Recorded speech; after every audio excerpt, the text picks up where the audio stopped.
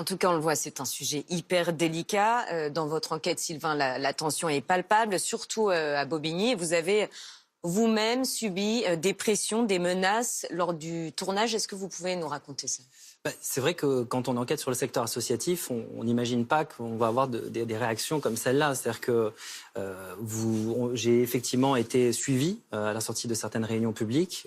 J'ai reçu des coups de téléphone pour me mettre en garde en me disant voilà, tu ne devrais pas enquêter sur ce sujet-là. Il y a beaucoup d'interlocuteurs qui se sont rétractés au cours de l'enquête, qui n'ont même pas souhaité me recevoir, même pour prendre un café. Donc effectivement, c'est des réactions qu'on n'a peut-être pas l'habitude d'avoir sur un sujet comme celui-là. C'est-à-dire qu'on n'imagine pas du tout qu'en enquêtant sur le secteur associatif, vous ayez ce type de réaction, c'est certain. Oui, on a encore aussi en tête cette scène hallucinante à la mairie de Bobigny, la séquestration d'une adjointe en 2014. Elle est menacée, elle est violentée, notamment par l'adjoint au maire.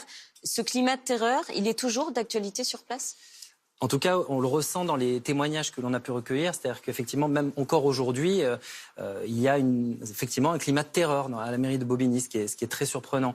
Parce qu'il faut dire aussi qu'il y a ce qui est beaucoup mis en avant dans les témoignages que moi j'ai pu recueillir, notamment au téléphone et puis de visu, c'est qu'effectivement, on m'a beaucoup rapporté le fait qu'il y avait des croisements entre le milieu du grand banditisme et certains employés de la mairie de Bobigny. Et ce climat-là s'appuie notamment sur des faits troublants.